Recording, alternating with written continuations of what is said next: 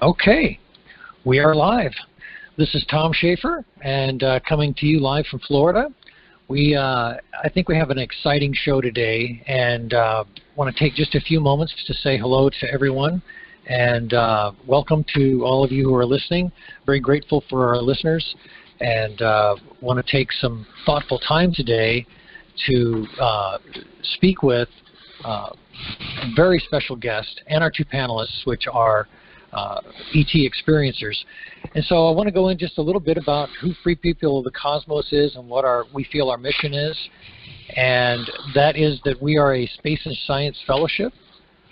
We are interested in ET contact, and we are making an attempt to do that same kind of ET contact that we hear about.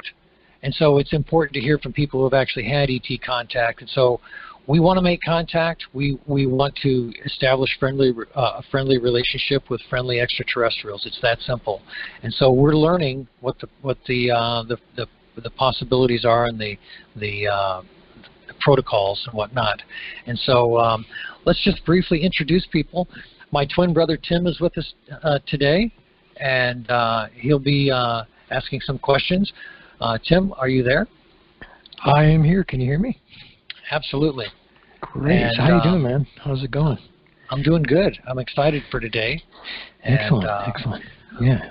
We also have Susan Keiffer is with us today, as is Sherry Faith. Hello, Susan. Hello, Sherry. Hello. Hello. So this should be an interesting conversation. We also have Dan Hoquist on the line, and Dan is a kind of an ancient aliens researcher. This is a guy that's got quite a bit of information on the Anunnaki. So Dan, welcome aboard. Glad to have you here today. Good morning, all. Good morning. So, and finally, Robbert Vandenbroek. Robbert, it's good to have you with us today. Yes, thank you, and I appreciate it very much to have this conversation with you all on your radio show. Thank you. Thank you so much.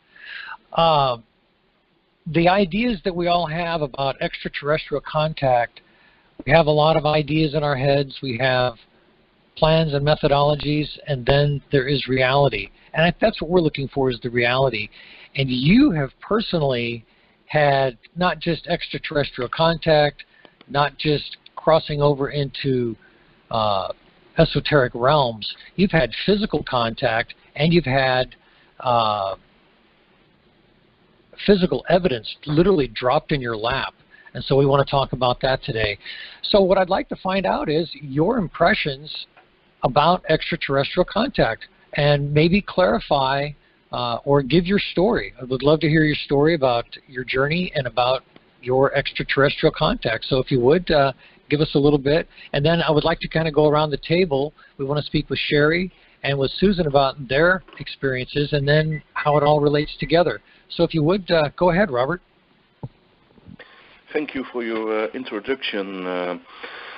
I have this sort of experience now for a long time. I was, I think, 3 years old, and then I was see figures around my bed, and I was yelling to my parents that I was see things, and they first was thinking that something was not working good in my mind, and they was go to psychiatric helpers, and they was think that I was maybe schizophrenic or psychotic. And then I was sitting, when I was 12 years old, in a psychiatric institute where I must sleep for a year, and it was very terrible. I must stay there, and I must miss my parents. Terrible. And then a nurse there was say, "You are not crazy, you are gifted." And it was a very painful time for me, and she was helping me out of the psychiatric institute. Then my parents was recognized my gifts, and then my gifts was a little bit closed, and then I was, I think, 15. Then I was, I think, 15 years old, and then everything was coming back in a very strong powerful contact. And then I will see light balls coming around my house. My parents will see it also. My sisters will see it.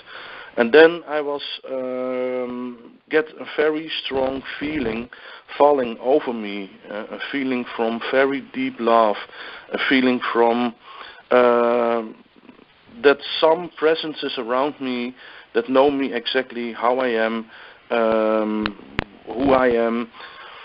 And then I was get the feeling very strong to go to the nature place here in Hoeven in the Netherlands, and you have lots of fields there with grass, with grain.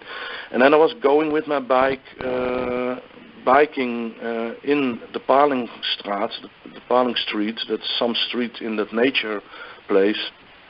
And then my intention was sucked to the right, and I was see a light ball in the form like in a football shape, lights from white, blue, and it was going behind the dike, and I was hearing a sort of electrostatic noise. And then the ball was disappearing. I was go with my bike driving on the bike on the dike, and then I was watching downstairs, and I was laid down in the field 4 perfect circles. And then I was get so big happiness that all the things that I was see for years, that now there was coming some very strong evidence that other people can see it also. And I was telling my parents, and they was coming also, they was make pictures. And we was hold it still, of course, and then, I was afraid that people was thinking that I was crazy. And also when I was a child, I was see also sometimes extraterrestrials. And I was also see when I was 5, 6 years old, a big flying disc above my house where I was living with my parents, and all the neighbors will see it also. And that was the first encounter, but when I was 15 years old, then the crop circles was starting. And now after this first encounter with crop circle forming, I have found hundreds of circles around my living place. Through my intuition, I get a message: go to that field there, or go to that street there. And then I found the crop circles, and a couple of times I was seeing that crop circles was forming, making by light balls, sometimes by UFOs. And first I will see it lonely, and after it also other people will see it. Also Nancy Talbot, a very respected scientific crop circle researcher. She was working with Professor Levengood, with Dr. Levengood. And she was visit me in the Netherlands, and then she was see with me also how a crop circle was forming, and I was very happy that she was also see it.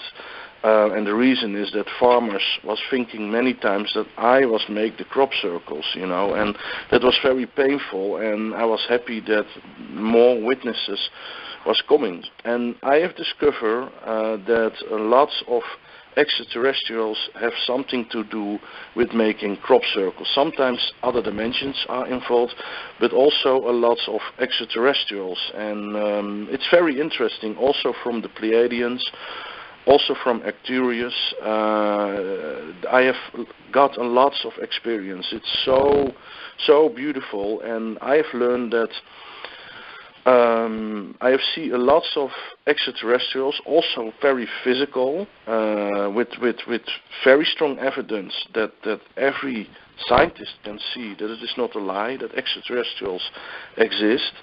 But I have also learned that all the creatures in space and all the exoplanets where life is, and where aliens living, what we call aliens, that all is created by a light source. And some people call it God, of the unique creator, but we are all children from God, from the light, and also extraterrestrials. And the power above all the star constellations and above all the solar systems, that's the most important. And some creatures are so far in the psychological evolution and spiritual evolution that they have got the right to go to time and space, that they can travel with spaceship spaceships through time and space.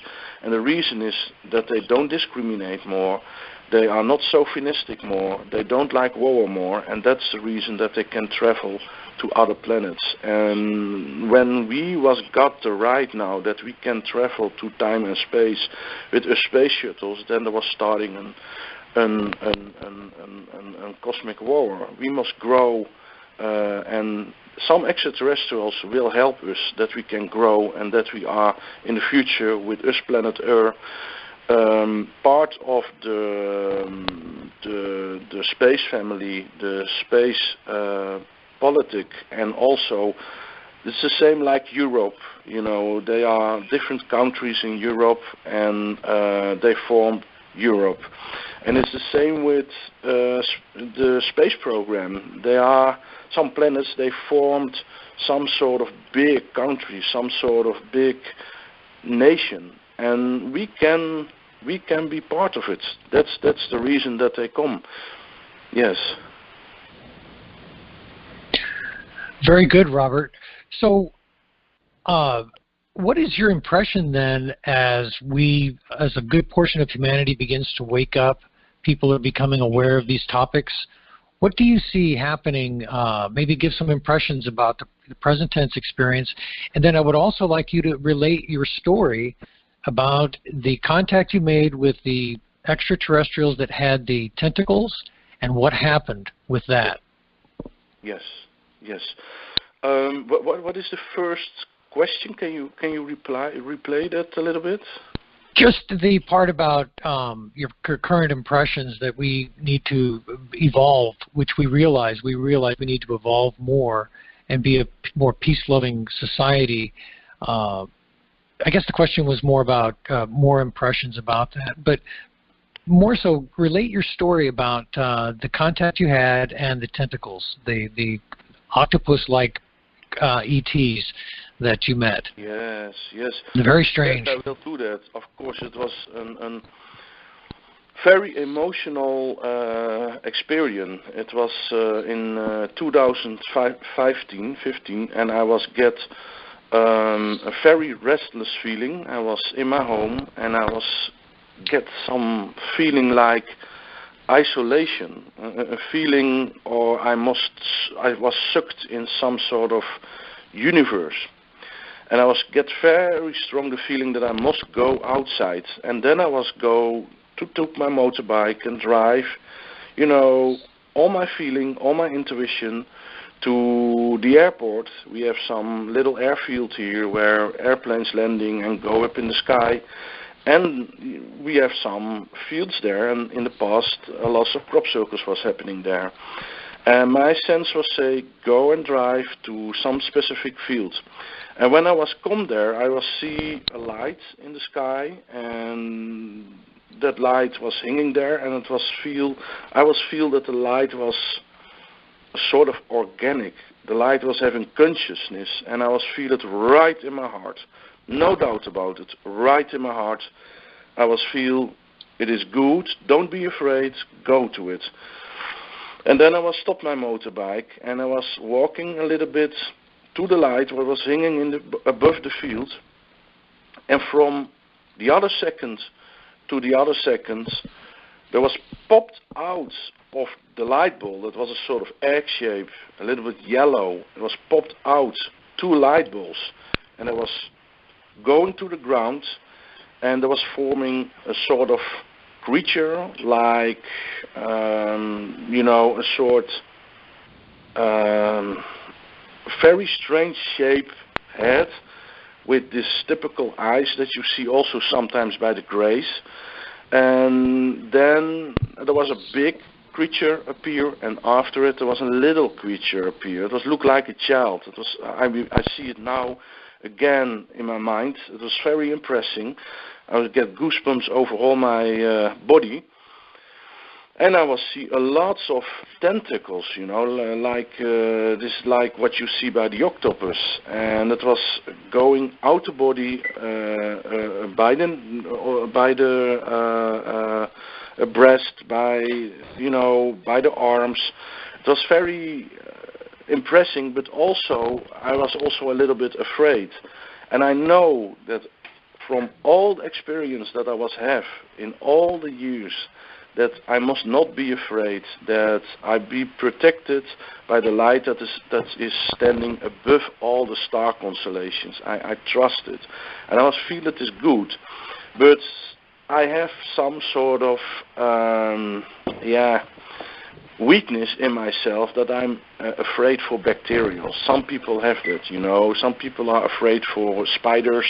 Some people are afraid for bacterials. But I was afraid for bacterials, you know. I like to be very clean and wash myself good.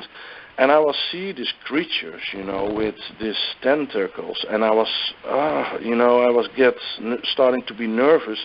But I was see that get in my head, see an image in my head that the creature will shake my hand. And it sounds very crazy to a lot of people, but I swore my life. I swore it to God that it is not a lie. I was experiencing really this.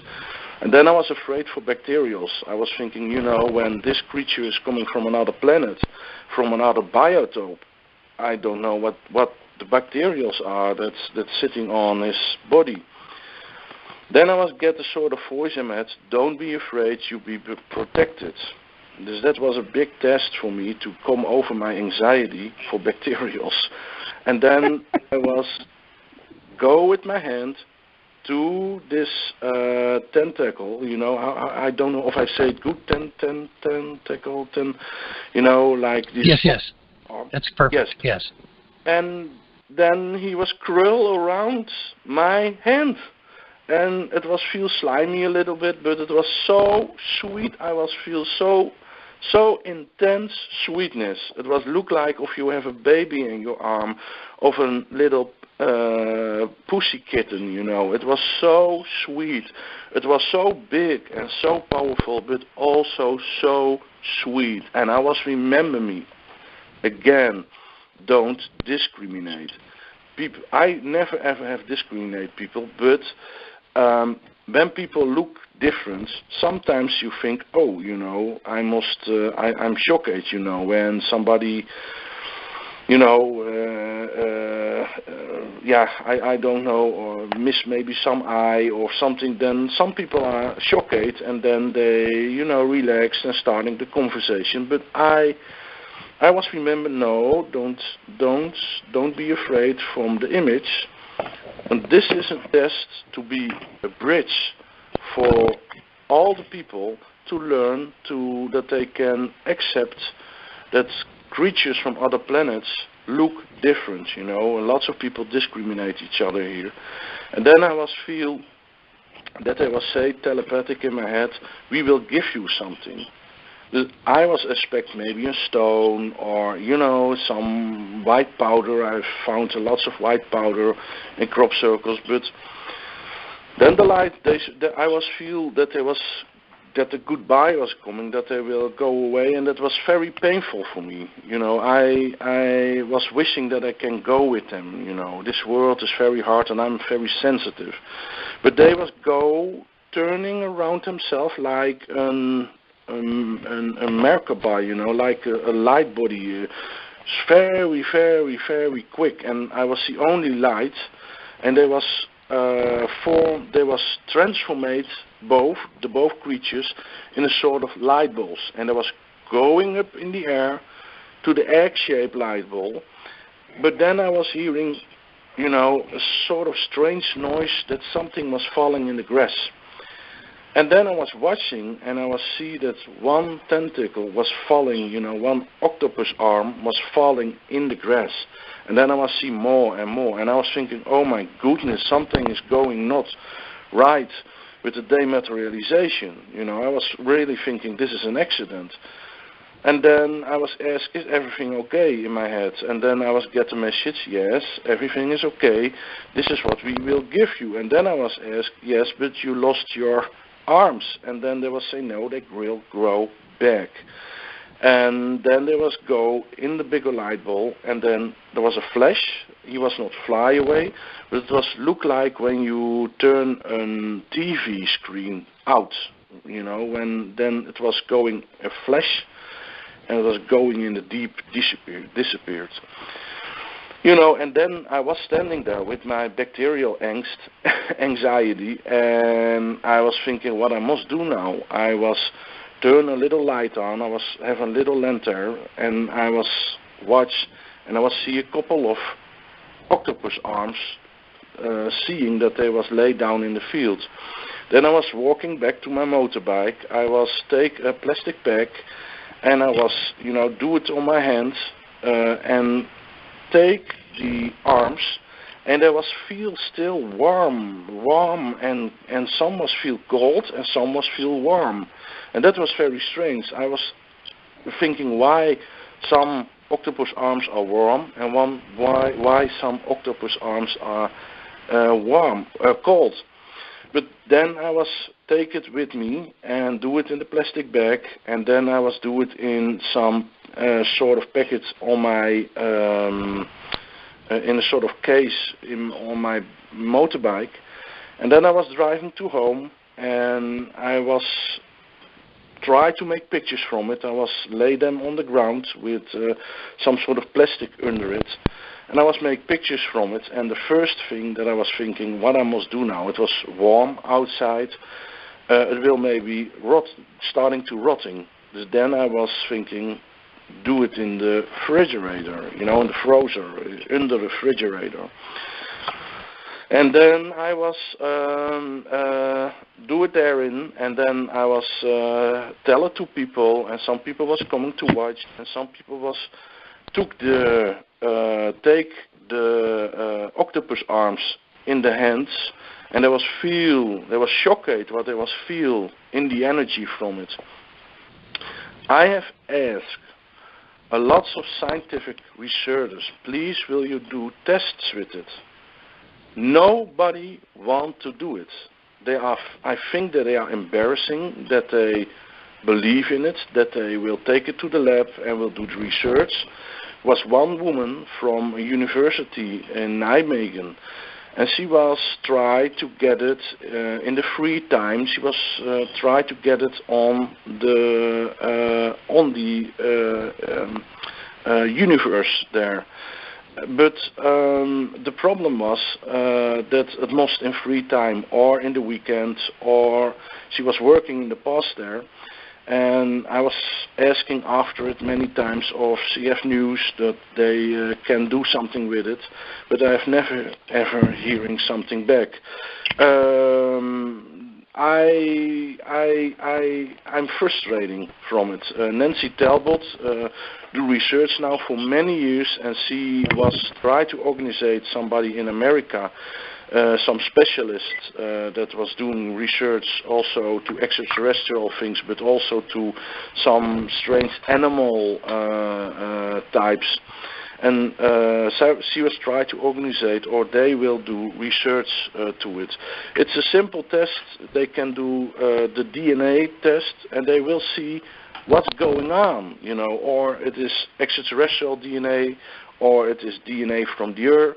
And it's a simple test, and I will ask when some scientists listen now, please come to the Netherlands and do research. We all will know what's going on, and I'm sure that it is extraterrestrial, and don't be embarrassing, you know, it's real. I'm not a charlatan, and when some scientists have the guts to do it, I'd be very proud on that scientist. And Nancy was organized, but she have got a stroke, and that's very terrible. She is tried to come over it now, but it's very frustrating. It's almost the biggest frustration that I have now in my life, that seriously nobody will do serious research. And Robbert, yes. That's an amazing story, and I think that this is on the same level as what Jaime Maussan and his team. He had a team from Russia, from Peru, or Brazil, and the Americas. You had Gaia TV involved, and they did the documentary about the Nazca mummies, which some people believe are could well be Anunnaki corpses. We don't know, but this is evidence that is in our face. That you can't just say the CIA whisked it away and it's no longer a reality. They felt it, they touched it, and I think if there's anybody out there right now that's listening that can connect Robbert with that research team, and we'll try to reach out as we go. To find out and get this ET evidence. I have a question, too. Go ahead, Susan. Do you still have those arms? Yes, absolutely. Are they in your refrigerator? I have bring them to a place, a secret place now. Well, I was afraid that maybe somebody will break in my house when they know it and they will steal it. They are. But are they being refrigerated? Yes, frozen, I think. Yes, it's in the freezer. Yes, and I can show them. I can send the evidence. So when you take them out, do they become warm again? I really don't know. I have let them in the plastic packets. They are sealed in plastic now, and they are in the freezer, and they are very cold now. And So you think the life force is missing now that they're frozen? I don't think so. I'm afraid that it is, that it will be rotten. Bacterials will eat it. So I have put it in the refrigerator. That would be another experiment to do, but I guess it's too late now. Would have been to see if it regenerated into something, and I guess you could do that with a starfish if you took a starfish leg off and saw does that regrow the whole starfish? I'm not sure. Hey, Robert. Oh, I'm sorry. Yes. My other question was, you know how they have the DNA? You send it in now through the mail, DNA heritage, I think Ancestry. Have you seen? We have that in our country. Have you seen any of those ads on television for DNA Ancestry? Like no, DNA, it's called Ancestry.com. They also have Ancestry 1, 2, 3, and that will give you your health predispositions also. Yeah, so I was wondering if you just really starting to make contact with them, and maybe they can help, and they can help. But I wouldn't tell them. I wouldn't tell them what it was from. I would say like it was yours, and see what it comes back with. Yes, that was also my plan to do that. Yeah. Then they are neutral. They, will do research and they will discover. Yeah, that's smart. Thank you. Hey, Robert, this is Tim, Tom's twin brother. And the question I had was, what do you think their message was? And do the crop circles of, say, 10 years ago show a pattern different from the crop circles of today? And thank you so much for coming on our show today. Yeah, you're welcome. Thank you. And you also thank you that you will take us serious. There's some feedback somebody's getting. Somebody has a radio on in the background, or no? We have a new caller. This is Tom. And Johnny, you've got to turn down your background. I'm sorry. I have to keep muting you. I'm sorry. Yes. I have discovered that the crop circle patterns are more bigger in the last years, more complex, but it is the meaning from this encounter with this octopus-type creatures is, for my feeling, that there's a message to the people that extraterrestrials exist. I'm sure when they do research to the DNA, they will find out that it is extraterrestrial, and I have very strong the feeling that it is also a message to prepare people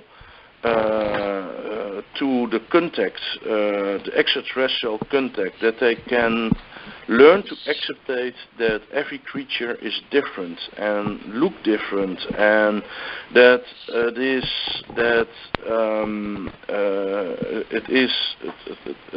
what only is important is that what's going on in your heart, and that you make contact with the person, not with the image, but the person self.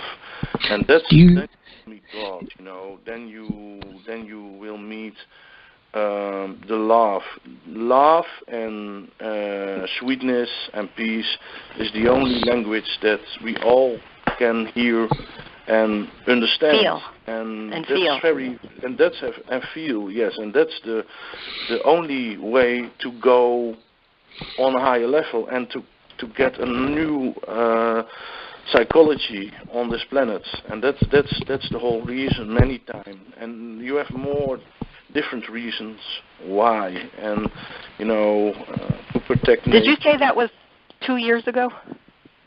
Yes, that's right. Yes. Yeah, so I agree with you. They are wanting people to get used to the idea of different shapes and forms coming, because I have heard that even within 3 years we would be seeing them walking around living with us. Yes. And I actually think you might have been from a similar planet and probably were like them in another dimension or another past life. That's why you had that feeling so strongly of the love and the warmth, and you missed when they left. And if you read any of Dolores Cannon, her books, she hypnotizes people, and that's what they kind of describe as the other planet they came from and what their life was like there. But then they come here and try to bridge. I'm absolutely agree with you. I have the feeling also that it has something to do with the past life, and it was so emotional for me. I still right. You were probably one of them. That octopus probably knew you. You probably knew it. Yes, exactly. I feel the same. Thank you. I feel the same, and that was really very emotional for me, and it was touched me right in my heart. Yes, that's true. Hey, so Robert, this is Tim again. I just want to follow up, and then I want to turn this back over to everybody else. In terms of this message that you received, you were at a state where you could receive that message. The biggest challenge I see right now is that the very people that need to hear this message are probably the least able to receive it. What do you think we can do to connect what I would call people that are way out of the vibratory realm that they need to be in with these beings, or are there beings that are more closely capable of dealing with us savages, so to speak? And thank you so much. Yes. It's a question for me. The question is for me yes. now. Yeah. Okay. Yeah. I will. It is. There are lots of creatures that will communicate with us, but when there are some creatures they are more close by us, and you have some race they called the Yaels. They are human type creatures, and they have got the right to make first contacts global, worldwide, with people. They are, and the reason is that they look like humans. They have the same human image. And they are taller than humans, but they live on a planet a little bit the same as us planets Earth. And it's a planet with lots of nature, also with animals and lots of beauty. And they are much further in evolution and also in psychological, spiritual evolution as us. And that gives them the right to make first contact with us. And they show themselves now worldwide to some small groups with triangle-shaped UFOs, triangle-shaped UFO, a black triangle-shaped UFO with 3 lights on it.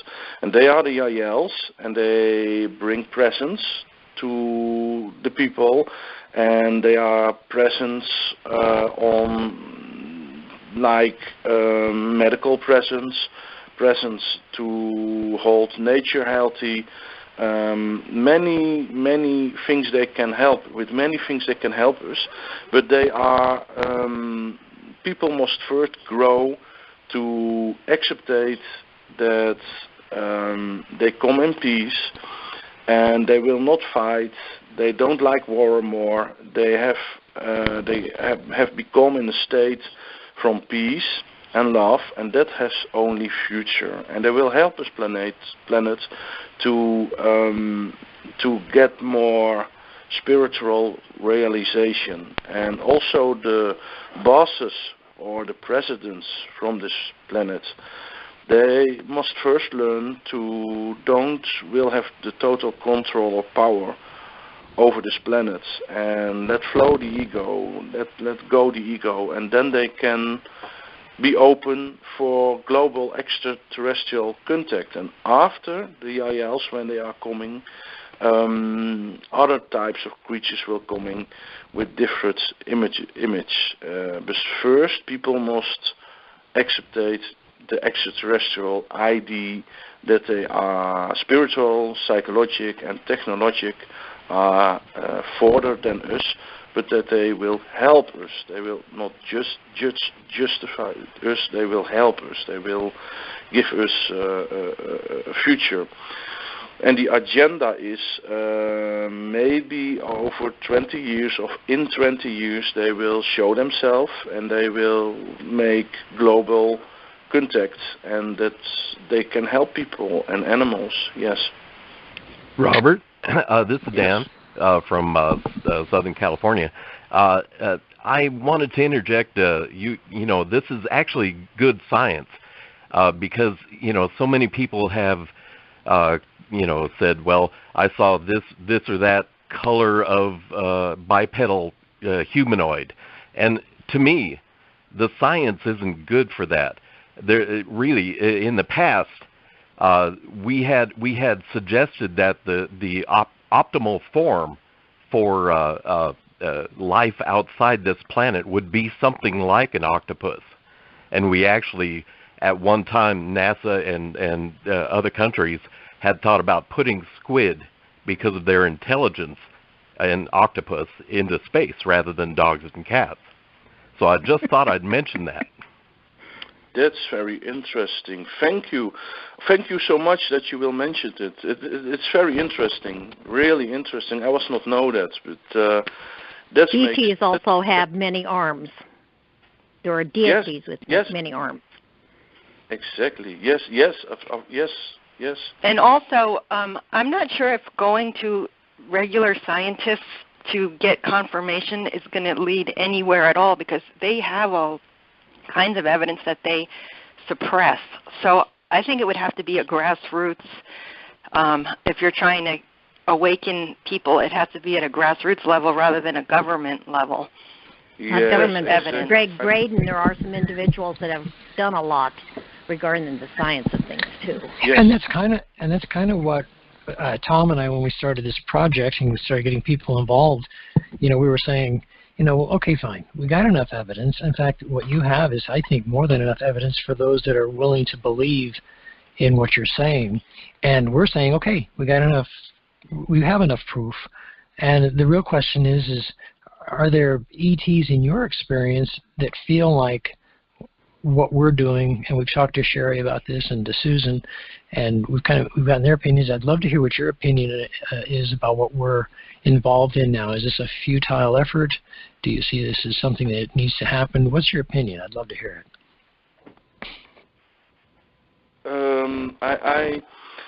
My opinion is that the biggest intention from extraterrestrials is that they will bring a lot of source realization, this God realization, or the source, or the light, or how you will call it, to learn that we are all one family and that life is a big mystery, but that God or the light has so many houses, and that we will become much further, in evolution. And you can see it as a sort of, we have created association on this planet, and that gives structure, that gives comfort, that makes it comfortable. But it forms. The collective association forms almost a sort of window, and that's a sort of thought window, a window from your mind, from what you're thinking. And thinking is not knowing, all the time. Feeling with your heart is many times intuition, and that's knowing. And that window, in that window that we call association, is the source, or is God shooting a sort of arrows that create holes, symbolic, that make us more open to a larger reality. And it is coming in the form from extraterrestrials, crop circles, but very gentle, not on the Big Apple, but in the fields, on nature places, that people can decide to believe it or not believe it. It not destroy the comfort zone from the big public ultimately. From out the free will, they will that you found them. And creatures from the Pleiadians, they are very active to the earth. They have a lot with the earth. I've met also different creatures from the Pleiadians, human type creatures. They are very beautiful, very close with nature, very adult, and almost like angels. It is the form that we get also in evolution, but it's not the time yet, but we will come there. And lots of UFOs from the Pleiadians are also coming on the earth. And the last crop circle that I was found 2 weeks ago, he is still there, the crop circle. A couple, I think 2 hours ago, I was visit the crop circle, and that was also a crop circle that was partly formed by the collective consciousness from the Pleiadians, and that was formed almost an identity that was make the circles, the oversoul from the seven sisters, from the what we called the Pleiadians. And it was the energy is very strong, and I'm the most common time that we don't need crop circles more. Then it will be very direct, but that costs time. But I'm sure that we will come there. Yes. And I would say they consider the people on this planet a warring race, a race that enjoys war and is hostile, and that's part of the problem with connecting with regular humans. But let's not forget. Here's a question for you, Robert. Just right to what Susan is saying. How come the ETs came back in the 50s when we had almost no higher consciousness going on at all? They were willing to talk to military commanders. They were willing to talk to all these totally unconscious, if you will, individuals. Those were different races, though. Those were different races. Okay, well, we had grays at one point. But wait, let me have Robert. Let's have Robert answer the question. I want to hear what his opinion is on this. Thanks. I totally agree with Susan. They are different races, yes, and you have different races. They have the technical opportunity and possibility to travel to some wormholes or to travel to some, portals, but they are very strong in the mind, and sometimes they will make some deals with military type of people, and that's a part of the karma from the earth, and you have not really only bad aliens. I must tell it better. All creatures, or humans, or extraterrestrials, we all have an angel and a devil in us, and we can make free decisions, and we can also, choose be a wrong donor, to do something wrong, to do bad things. But the most creatures that can travel to time and space, they are not having more this primitive war need and ego, and they are only light and peace. But you have some creatures, it's the same with demons. You have some creatures, they have some agenda, and that's not good, But they are also, this sort of creatures are also not only bad. They have also a good part, but they have chose for some darker agenda, or to be part of some experiments. But they also, also this military people, also these creatures with their own agenda, must go to the light, must go to feel love for themselves and for other people. There is no other way. There is no other way. It is that every creature have his life after the death. Some creatures living for 100 years or more years, and humans live their own time. But we all have also a life after the death. And, the source that have created everything, that have give the born right to go back in the conception, that light that helps you by it, that's the most important. That's the power that is above all the star constellations. And when you make first contact with the light, or God, or how you will call it, then you have protection, and then you can ask only for the good creatures. They will come in love and peace, and they will think on the other person to help them, and then you will get the good things. But also negative experience can be good, when all negative experience are also lessons, and you learn from it. It is, but life is difficult on Earth. It's serious. It's not a joke. It's also beautiful, but it's a learning. And love is the highest frequency, so emotions have frequencies, and that's part of the connection issue with them connecting with regular humans, is emotional frequency. Exactly. Yes, exactly. Very good, Robert, and thank you, Susan. This is Tom. I guess what we are looking at here is we are looking to establish contact, but in this project we've kind of asked a question, and maybe we're asking the wrong question. This is the openness I want to try to get here. Our quest for a intergalactic 911.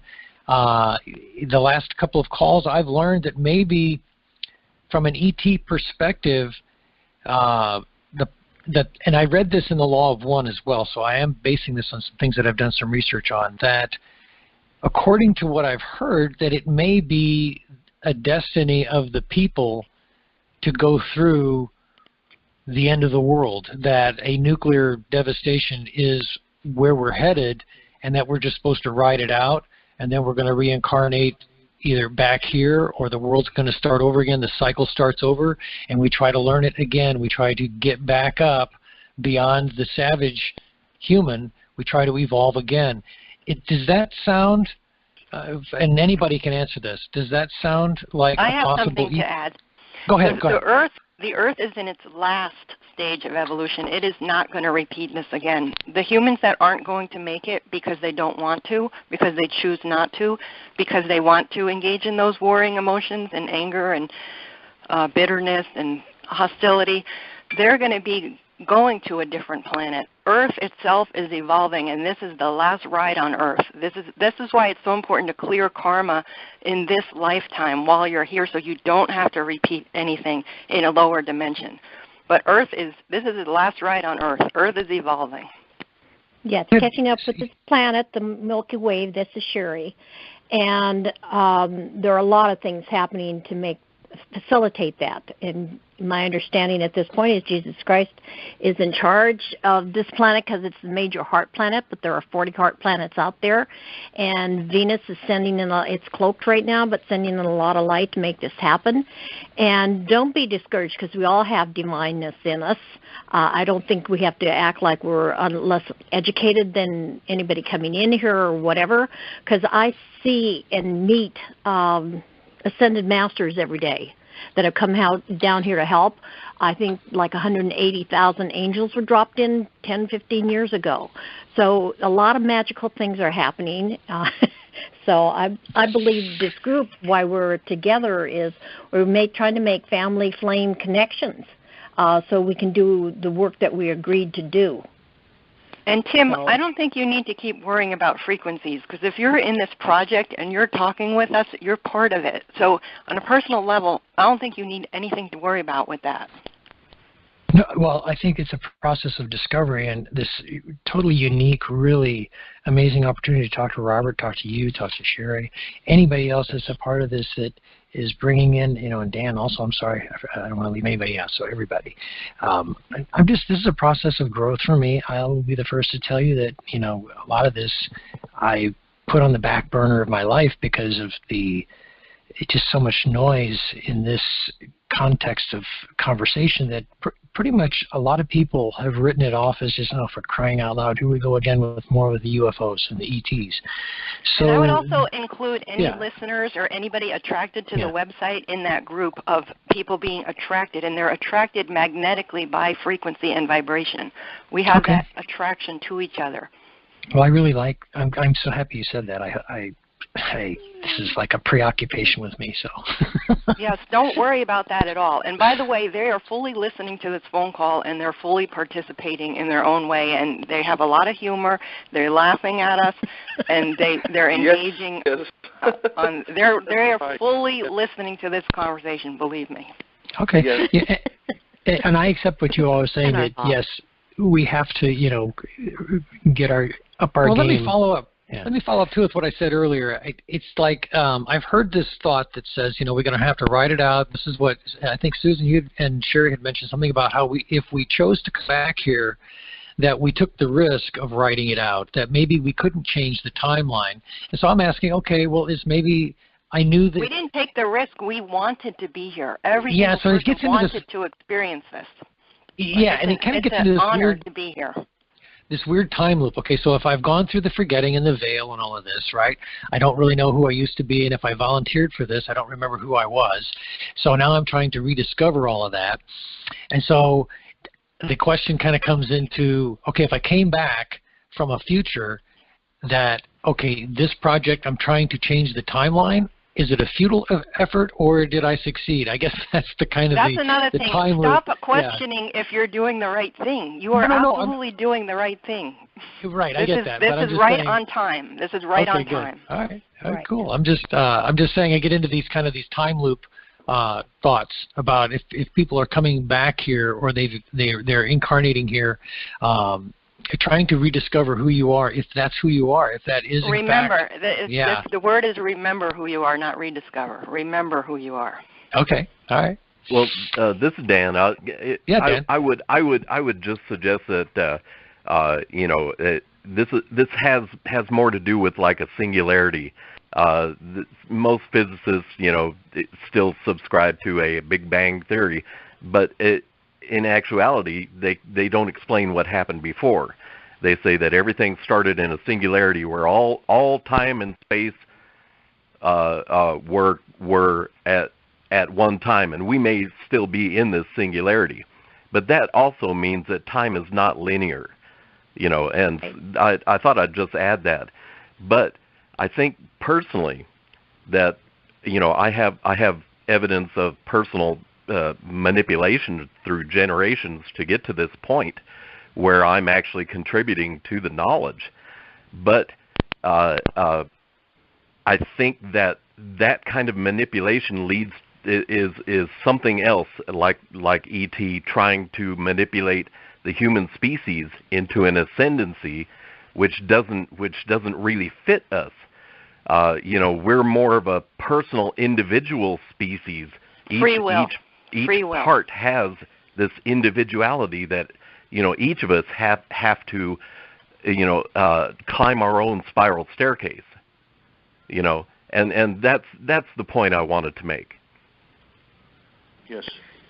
Thanks, Dan. That was excellent. You're welcome. I'm learning all the time. This is a grand learning experience for me, and so we don't want to come off. Tim and I, neither one of us are experts in this field. That's why we have experts like yourself and Robert and Susan and Sherry. That's who I want to hear you folks educate and inform, and then I learn, and that's what we're here for. So this has been we're learning. Yeah, we're in the learning mode. Open minds, open heart.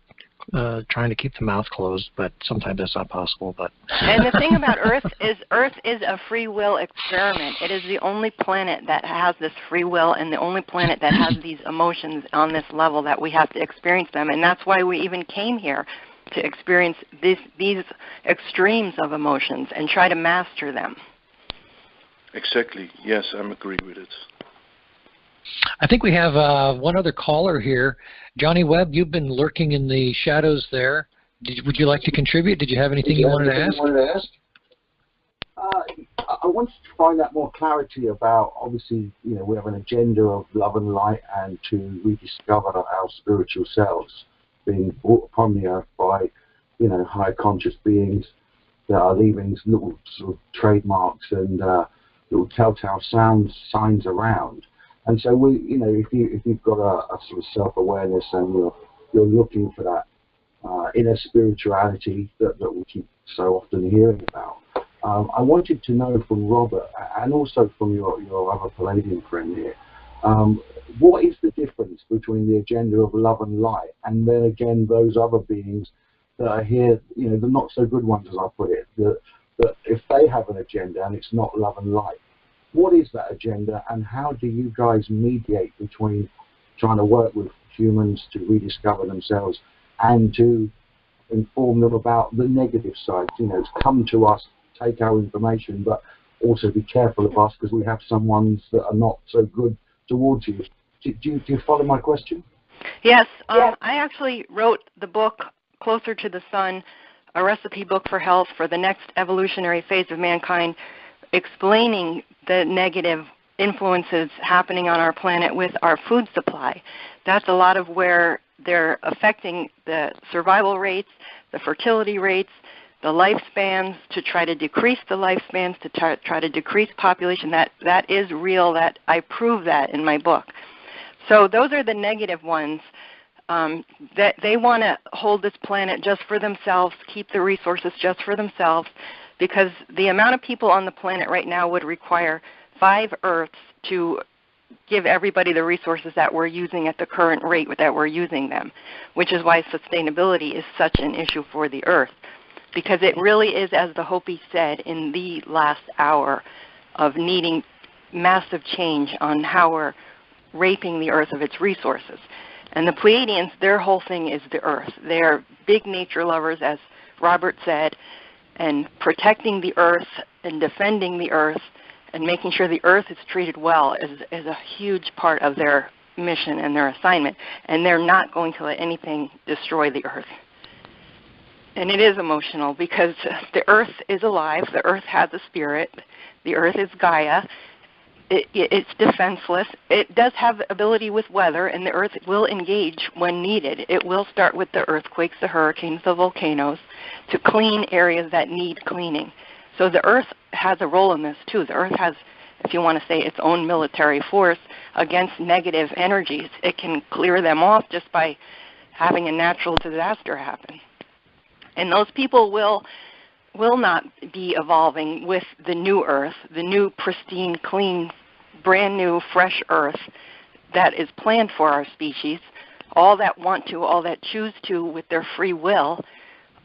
So those are the 2 agendas. One is trying to help wake people up, trying to educate them on what they're eating, not to eat the tainted food. The food has been tainted. There's a DNA gene inside corn that is a spermicide. Whether you're a male or a female, taking in any product with a corn byproduct in it, which 75% of our food supply has this GMO modified corn in it, beer included, soda included, things you would never think of. So educating people on not eating that food so that they do survive and they do thrive and they do, not decrease lifespans, and if they want to remain fertile and have offspring. That was part of the problem in the past, is our whole race became sterile, which is why we came back into the past at the time point right now where sterility is a big issue that's occurring on purpose. So education about food is a real baseline foundation. Absolutely. Excellent book, Susan. Beautiful, beautiful how you explain this. Thank you so much. Thank you so much. But the good guys already in the future have already won. So it's not like there's any danger we're not going to win. It has already been won, but we're going through the steps now. And delays that are occurring, why aren't they here yet? Why hasn't this happened yet? Is to try to gather as many more people as they possibly can. And food is a big issue. So, eating higher vibrating food does give you a clearer head, a clearer ability to be able to hear your own communication. And you can't cure any illness that's out there without the good food to start. We have to make sure we get Susan's book out there, some kind of pointer to it, Tom. Make sure that everybody knows where this book is and can have access to it. So in case we forget. Two of them that she's written a couple. Yeah. If we've done that already, I've been so busy with other things. Forgive me if it's already out there in my face and I didn't see it, Tom. So, but we want to make sure everybody knows about this information and make sure they can get access to it. And this is Tom. Absolutely. Once you start vibrating higher in frequencies, they're going to assist in giving people a boost. That's another thing. It's not just your own efforts. If you're willing and desiring to be of a higher frequency, to connect better with them, they're bathing the planet regularly with cycles of high photonic particle energy that's regularly bathing. That's why more and more people are activating, more and more people are waking up, more and more people are being responsive to this message instead of just dismissing it as nonsense. They're actually understanding it. They're wanting to hear it, even if they don't fully. I will certainly vouch for that. My daily walk right now is involving a certain amount of being an Uber driver, and I meet these people that are just on a daily basis. I had a guy yesterday. He offered. I didn't say anything. I said, "How are you doing today?" In the conversation, he said, "I just want to meet an ET." Now, how does that work? This conversation he had, he was talking about everything we're talking about right now, and I said, please be able to access our show and come on and talk. But anyway, so I'm seeing this. It's just a high number of people that are actually offering these conversations without my initiation or just a little nudge in the right direction, and all of a sudden I hear these things come out of total strangers' mouths to me about they're already way down the track from where I am, I think, in terms of consciousness, and I'm just listening and I'm like, oh my God. So it's really, Go ahead. No, please. I was going to say the easiest way to wake people up is to say aloha. Okay. It's very spiritual to wake people up, if that helps, if you meet somebody. But most people are in the process because, I used to, clearing Akashic Records, I used to upgrade people's DNA from a 12 to 24, and at one point it was just a global gift. They upgraded everybody who wanted to be upgraded. Well, they're taking me to school. Our pineal glands are our antenna for that communication and as a receiver. And because they were corroded and they were covered with that hard calcium coating, they're being awakened now. Our pineal gland is being activated, and the crystalline structure that is part of it is being exposed and cleaned off. And that is our antenna right there. That's the eye of Horus in the brain, is the pineal gland. You know what I like to call this? This is Tom, I like to call this new hope for the newly awakened, because I think that's the thing that has been the best part of this for my journey, is the more I've gone down this rabbit hole, the more hopeful I've become. It's become very intense. I really enjoy these conversations, and I've learned so much. But I've also noticed that the more you go down this rabbit hole, the more you dig. It's like Tim said the other day, you just open a box and there's another box inside, and then you open another box. And so yes. There is hope. I think as we've, for myself and for Susan, for Robbert and for Sherry and Dan, Tim is learning a lot of new things that are old things to a lot of us, and so the encouragement is really good to hear that we do win in the end. And the one thing we're learning too is that it doesn't take much to get on the good side of this. A lot of religions put you through a lot of requirements and lessons and a never-ending cycle of never really arriving. And what are we finding out in the real world, the real cosmos, the real galaxy? Is this really about a very simple concepts of love and peace? And you're already learning a member. how to love. You're already a member. You don't have to join anything. You know, you're already joined. Within. Yes. Yeah. There's no joining. You're already there. There's no ascendancy to some higher thing. You're already there. You know, and I think that's the biggest lesson I've learned. Is that yes, that's the biggest lesson from this time. Absolutely. And it is very simple. It looks like very difficult, but the religion is a sort of belt that is too strong, too tight around God's self, you know. And the religion have bring God in a sort of cage, you know, in a sort of isolation. And the religion, God is in yourself.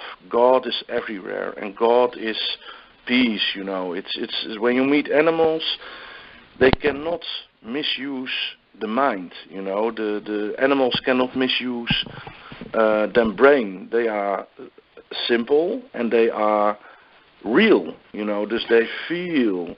And they have animals help with our emotions. It's excellent to be around animals. Yes, it is. They help us so.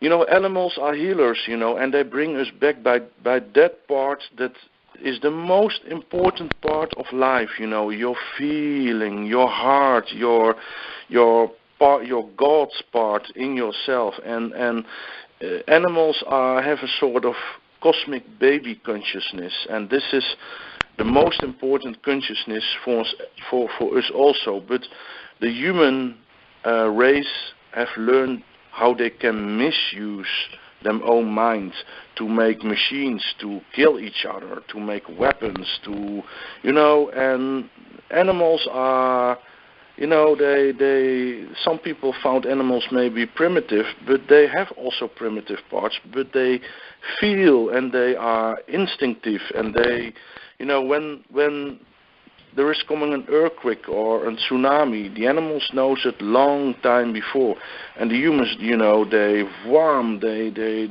going right in the disaster, and they don't see it that it is come. And it's very important to stay in that simple part. And some things you cannot understand with your mind, but you can feel it, you can understand it with your heart. And you know, the God consciousness or the light is everywhere, but many times not in the logica.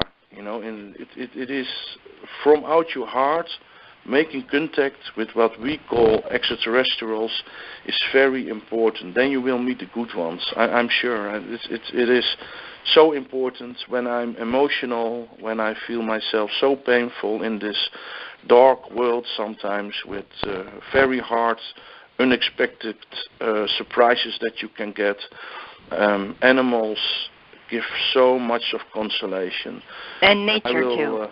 And nature, walking in woods, yes. Being outside, being away from electronics. Absolutely. That's what they say all the time. Yeah, I totally agree. We have to disrupt the disruption. I think that the one little lesson that I've learned from part of my journey down this rabbit hole is that the old ancient parable that we all heard as kids about the sword and the stone. And if I look at the people that are currently having ET contact experiences, it is a kind of sword and the stone moment. When we go beyond our logical, warlike, you know, we're all certified Knights of the Round Table. Guess what? The stable boy just pulled the sword out of the stone. That was he was a humble antithesis of everybody that should have been able to pull the sword out of the stone. Everybody that should have been able to could not. It was a person of low esteem, the stable boy, the guy that shoveled the knight's poop off their horses. This is the guy that pulled the sword out of the stone. And I think there's an allegory or a metaphor there that it's that kind of humility that's going to help us raise our vibrations. It's that kind of humility that's going to help us make better contact. And yes, we would love for them to meet us where we are, the Cretans, the savages that we seem to represent as a species. And this is a point that I have with this planet, is that it's largely an unguided planet, because the sum total of our knowledge, experience, faith, religion, and everything else, the sum total representation of this planet is a huge crisis. And so I'm just here to help, and appreciate all of you being here today. Does anybody else have anything they'd like to add? Well, humility, you are exactly right. When my experience first happened as a walk-in in 1993, that was one of the very first things they clamped down on me for, was saying, you must always be humble. You can never let this go to your head that this is happening to you. Humility is so key to staying under the current. If you think of it as ocean waves, stay beneath everybody. That was a huge thing. Never let this be a prideful thing. It's full of humility. Well, I couldn't agree more. And honor. I would just like to add one thing. As this is Dan, it may be more simple than that. It may be just that we need to let go our fear, and that's how simple it is to actually feel your soul. So in adding to that, if you look in the past, you have too much guilt you're carrying. You look in the future, you have too much fear. Therefore, it makes you cross-eyed for today. So keep in today what we can do. Yeah, I certainly could. Yeah, that is and absolutely humor. happening in my life. They want you to laugh. They want people to laugh more and find things silly and not take things too seriously. That helps raise your vibrations too. Amen. Thank you for that. That's definitely something I definitely need that. So, yeah, absolutely. Well, we're just a little bit over an hour. We're at about an hour and 15 minutes. I want to thank Robbert. I want to thank Susan. I want to thank Sherry and Dan and Johnny and Tim. I want to thank you all for being here on this call. Yes, I don't want to. If anybody and has thank you. Oh, yes. Absolutely. And does you sure? Also to give us the opportunity the chance to tell this knowing what we have get, and I will thank you all, and also the two ladies for them very. Well, thank you for being here. We really. Yes, it was great. Lots of inspiration to us. Thank you. Absolutely. Thank you, too. And don't forget to tell everyone to register on this website. This is a gathering of names and people, and putting intention out just by adding your name to this registration that's on your website. Absolutely. Come out to freepeopleofthecosmos.org, and there's a link towards the bottom of the site. I have to do some things to probably add more attention to that, but we are using another platform called forums.freepeopleofthecosmos.org, and there you can engage in conversations. You don't have to worry about somebody from Facebook shutting you down. You can speak freely. Your post will stay out there. People can interact. It may sit out there for a year, and somebody will find it, and somebody will relate with you and link with you. So we want to encourage people to come on out to that. Also, I want to reach out to Jaime Maussan, or if someone that's listening can reach out to Jaime Maussan. I think this is the time where your evidence needs to be examined, Robbert. Those tentacles need to be examined with the same curation that Jaime did with the Nazca mummies. Those Nazca mummies, you cannot walk away from that and say it's a fake. They have gone through rigorous testing on that. And so the evidence is coming out. Not only do we have the Peru. What about Stephen Greer? How about Stephen Greer? Well, I don't know. He had another team that examined the Atacama, I forget how you pronounce that, the little corpse that he had. So yes, we can reach out to a variety of these people. If anybody listening can make that happen, that's fine. We'll reach out. Everybody reach out. If you have contacts and you're listening, please feel free to get back to us or to directly contact Robbert. You can reach Robbert through his website at robertvandenbroeke.com, and we'll make sure we put a link for him on the site. Yeah. Yeah, in fact, it's a Dutch spelling, so it's actually on the slides right now on YouTube. You'll see his name spelled there, but I'm going to put a link up on the website so that we can directly link to Robbert and what he's doing. He's truly leading an adventurous life in ufology right now. This is the real deal. And Robbert also does readings. He is available for readings, and he can explain that. Maybe tell us a little bit about that, Robbert, what you do with the readings. Yes. Thank you for your introduction. It's when I was a child, I was see a lots of things. Was see also people they passed over, dead people, and I know sometimes out of the blue things from people. And it was terrible in my childhood, but then it was a handicap. But I have made from my handicap now my work from my gift, and I can help people with it, and that makes me very happy. When I get people by me, then I get sometimes contact with people they passed over. Sometimes I know things. I get very strong proofs that I can absolutely not know.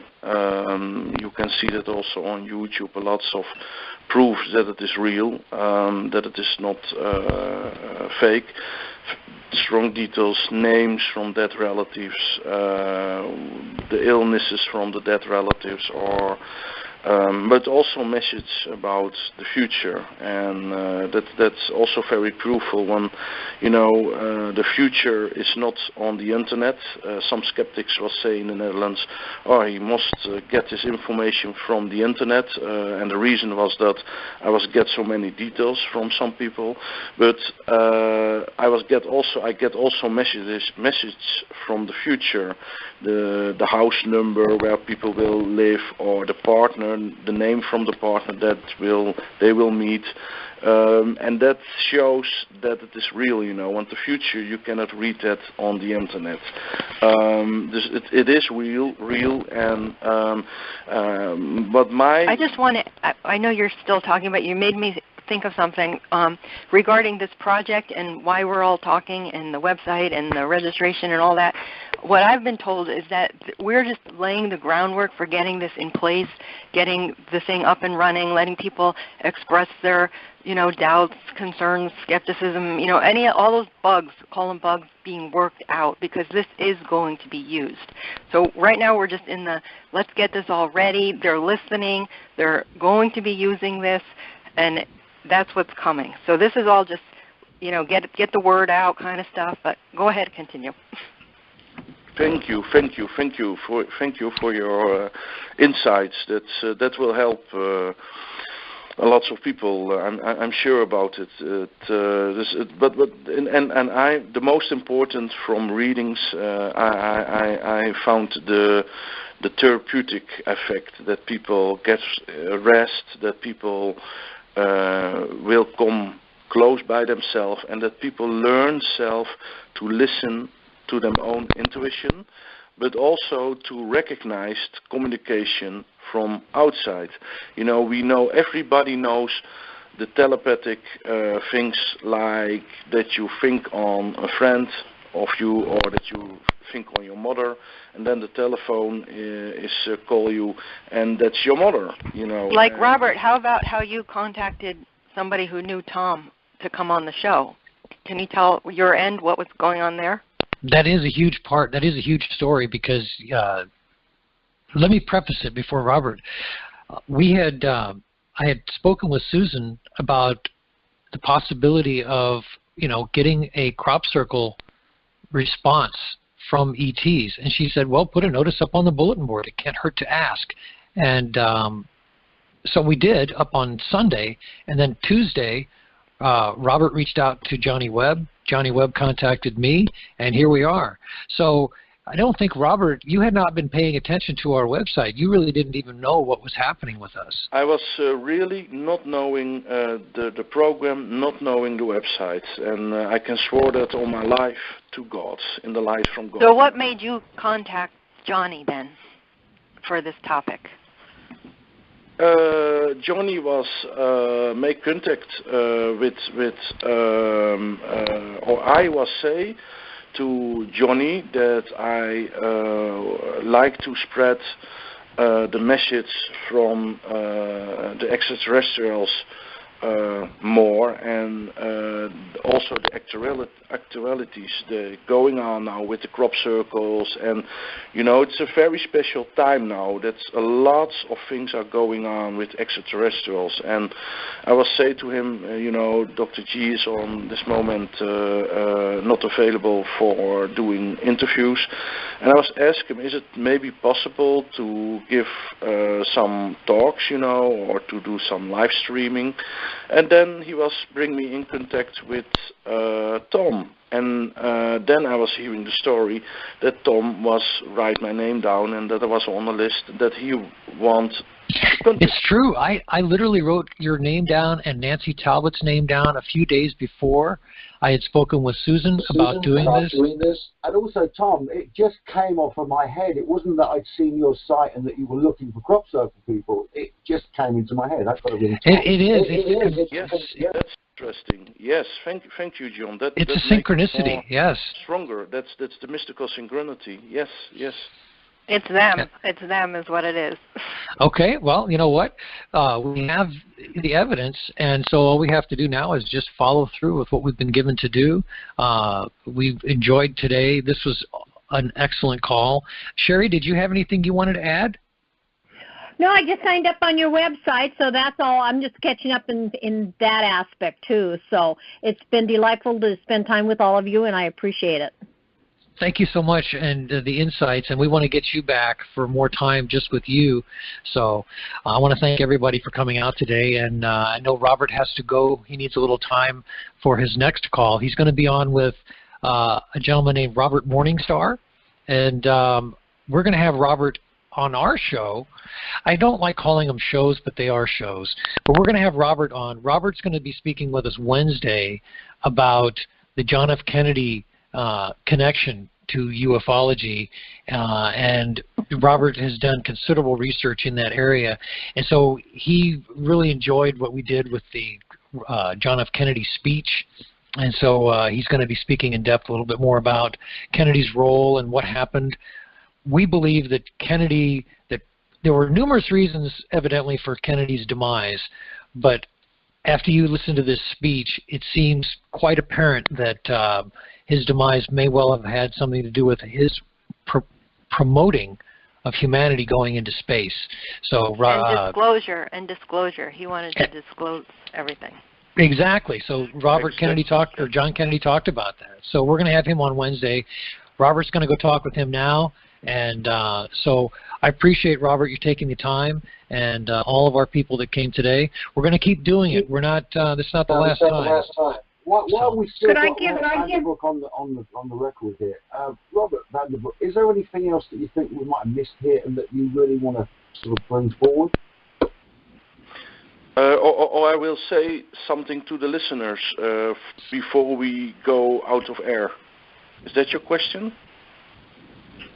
Yeah, is there parting message else you need to say, before we finish? And I have a message for Robbert also. Susan and I have a message for Robbert also. Oh, good. Oh, thank you. Good. Thank you. Go ahead, Sherry. Okay, the one I have, and Robbert, you had a question about parallel lives too. So when he was talking about schizophrenia, there are other lives your soul may be living or have lived that can be on this planet or any other galaxy. So they can be several sets and numbers of parallel lives, and each set can vary widely, each of them being a different galaxy. If the soul is currently living in, the energy can bleed over into the present life, which is one of the reasons for schizophrenia. So spirit blocks them so the energy cannot bleed over. So I just want to give you that message. Think about that, see how it's worked for you, and it's just additional information and a message for you with love. Take care. That's it. And thank you. I just wanted to God bless you. God bless you both. I wanted to say that the most important thing I enjoyed with your message today was the part when you talked about how emotional you felt with the direct contact with the octopus-like creature being, and the longing that you had to leave. I fully understand that emotional heart contact, and that is the source of all of this. Besides all the intellectual conversations, it's that level of depth of emotion that is that's where the contact is.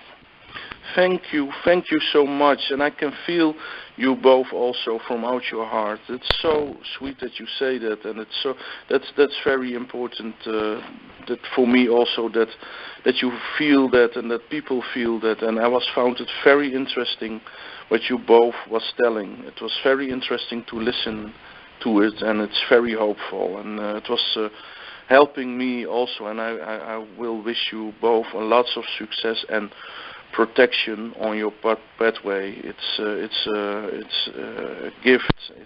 It's a blessing, but it's also sometimes suffering. And I'm very thankful for you both that you you spread also your message. And I'm very interested in the books that you have write, and also maybe you have also both a website, and I will take a look. It's very interesting. We can help and support each other to bring the light from this message to a lot of people. Thank you. And if I could just I hope we all talk to each other again. I still hear that feedback. Yes. I appreciate it, and I like that very much. We can make each other strong in energy. I can feel. Where that. are you? I'm in the Netherlands, in the Netherlands, and I live in a very small country that's called Bossenhoofd. It's a village nearby Hoeven, and it's between Breda and Roosendaal. They are two cities. I living in the Netherlands. It's in Europe. And Johnny, where are you? I'm in Wimbledon, where the tennis is, in London. So that's just awesome. We're like connecting all around the globe. This is big. Yes, exactly. Absolutely. And Robbert and Johnny, you guys. Okay, Johnny, we're getting feedback from you, friend. Yeah, I just wanted to mention, because I know that one of your ladies here, she mentioned Dolores Cannon, and I just wanted to say, for me, that's been a very beautiful experience. She deals with quantum healing hypnosis, very similar to hypnosis, but it deals with regressions. And what that does is it allows you to see with other people who experience it from themselves, the ability to be able to contact your higher self, your lower self, your subconscious, and your conscious, and then realize these four parts are still you. And where we only deal normally in the wake of day, or my conscious state, this allows you to see from a different perspective. There's a lady called Alba Weinman. You can find her on YouTube by just typing in QHHT, which is quantum healing hypnosis. And you'll be able to see how, for instance, if you were put under hypnosis, how there are guardians around you and they can be interacted with, and also previous members of families. So, for instance, if you're hypnotized and you're under this hypnosis, and then you're asked to describe a scenario of where you are, which comes freely from you, these things all are coming freely out of you. And what happens is that you will be with family members or in a scenario with people around you. And a question that they use in this quantum healing technique is to ask in such a subtle, beautiful way, is to first ask permission.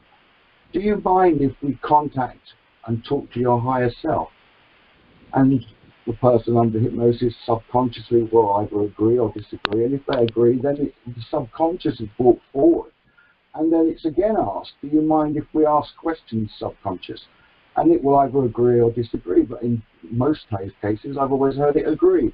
And it will ask and talk to you and give you questions to put forward to the patient that is under the hypnosis, who's previously asked for questions to be asked in the circumstance, and answers are given. And for me, I feel this is a very spiritual thing. It's not dabbling or delving and you know, some sort of science testing. This is a real interaction with source.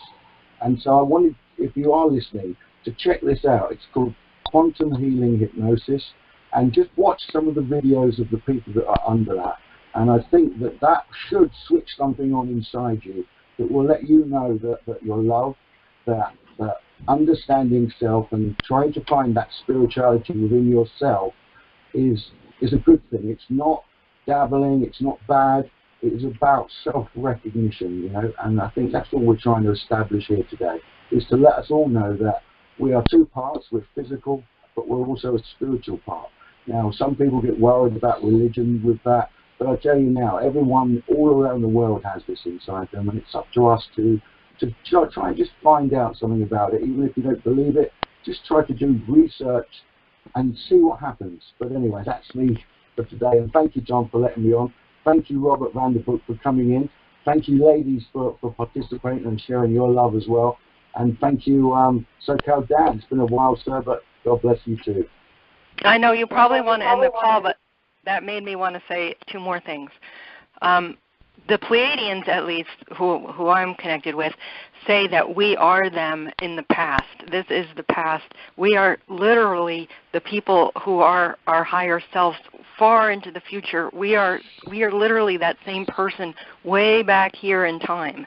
So we're connecting with our future self. And the other thing about Dolores Cannon and her books, which I do recommend as well, everybody read, because you'll see these stories of she's talking with people, yet they've experienced life as a tree, as a blade of grass, as a rock, which is why Buddhism says, you know, everything has a soul, everything is alive, including the entire planet. So just keep that in mind, that every single plant and everything is a person that is choosing to live as that form of life. Right. Well, you know, the quantum physics is proving what used to be pseudoscience. Now, Johnny and I have had some debates about this, and Johnny, you'd be pleased to know that I'm probably in more agreement with you than I was in times past. Quantum physics is actually proving a lot of what was relegated to the pseudoscience or the kooky side of life. That's okay if you want to believe that. Now, quantum science is actually proving that the human mind, the human psyche, the light body, whatever you want to call it, that which is not the physical part of us, is actually has an energetic force. And so even the most hardened science skeptic can look at quantum physics now, and as you learn and you begin to get down that rabbit hole, there really isn't anything that isn't possible. It's all entirely possible. So that's where I'm at on this. And again, I really want to thank everybody for coming out today. We're probably at a place where we should probably wrap up, unless somebody else has something really cool they want to share. Yeah, one last thing about that, because that was kind of an intellectual conversation. Encouraging people to go out in nature and feel the tree's emotions and the emotions of nature itself. Like the feeling is how you get there, not by the thinking. It's the feeling. Right. It's the grounding with nature. But I guess my point is that while there is a kind of a scientism religion that has kind of arisen that stays within the safe confines of strict evidence and strict empirical testing, and it can never explain the things that we consider miracles. It just never will. And so at some point you're going to have to dig a little deeper. And as you do, you find out that quantum physics actually supports a lot of what is considered magic and fairy tales. But I think a lot of that was lost. The truth of it was lost. It was muddied by religions, and other fairy tales were mixed in, and so it became difficult to distinguish. But I think the more we understand about the quantum side of things, I think it supports everything that we're talking about. So, anybody else? Yeah, well, yeah, I want to just clarify what quantum healing hypnosis is about, and what it is it's regarding you as a soul, you as an energy, that you know, well, that we know that in a sense is connected to source of God, right? And that we're here in the physical body on Earth right now as individuals. And what's happening is that we seem to have forgotten the message of who we are and why we're here and what we're doing. And if I could, what this quantum thing does, Tom, yeah, is it allows you to realize that you can be here and also be in the astral plane or source at the same time. Yeah. Hey, so I agree with you, Johnny. That's totally true. I think we want to try to be conscious of the time for Robert. I don't know how much time he needs for his next conversation. So I want to make sure we're mindful of that and we're able to accommodate him. Robert, do you have anything else you want to add before we really sign off? I think we could go on all day. I will say before we go out air that people must believe in intuition. They must take it very serious. When skeptics say that intuition don't exist, don't listen, it exists, God or the source, angels or extraterrestrials talk with us through this intuition. And the first thing that's coming up most all the time in your head is most an external factor. It's most all coming from outside or from out another dimension. The regularly telepathy between humans is almost global accepted. When you think on somebody or a friend or a family member, then the telephone is ringing and then that person is on the telephone. Or you will, when you do your errands, you will meet that person where you was thinking on a couple of minutes ago. That's the normal telepathy that know everybody. But it is also possible, that we have telepathic contact with dead relatives or with dead persons or with angels or with extraterrestrials. But not many people realize that they already have. And when you learn to listen to it, to know what is coming out of the blue with no reason, coming up in your head, popped up out of the blue, the first thing that's coming up in your mind, when you learn to pay attention to it, you can learn to be a medium, a canal, and you can learn to communicate. It's very simple. It's the same as muscle training. You can train it, and that's also a way that you are more starting to be more open to larger realities. And when a lot of people listen to the intuition and you can also accept that you not all the time get the answer that you want, but that you accept it with self-reflection, then you get a wonderful life. Then you get a life with quietness and rest in your heart. And I'm absolutely agree with Susan. It's very good to go in nature. And then we're all connected. We're all connected. Yes, exactly. Thank you, and thank you all for this inspiration, very inspirated talk that we was having, and I will talk with you maybe in the future again, and I'm so happy that we was having this conversation. Thank you. Thank you, Robert, and thanks to our panel, and thank you, Sherry, thank you, Susan, thank you, Dan, and thank you, Johnny. So. That'll wrap it up for today. We'll have this out on YouTube, and people can rewind. Again, we're going to be back on Wednesday. We'll have Robert Morningstar, and I wish you all the best from Free People of the Cosmos. Come out to the website, check out our stuff, log into the forums. If you have an opinion you want to share or information you want to share with us, we're more than happy to entertain that right there. So you can leave a statement, leave a post, get involved, talk to people, meet people. It's an incredible journey, and I think we're just getting started. So with that, we're going to sign off. Thank you very much, and we'll see you all next time.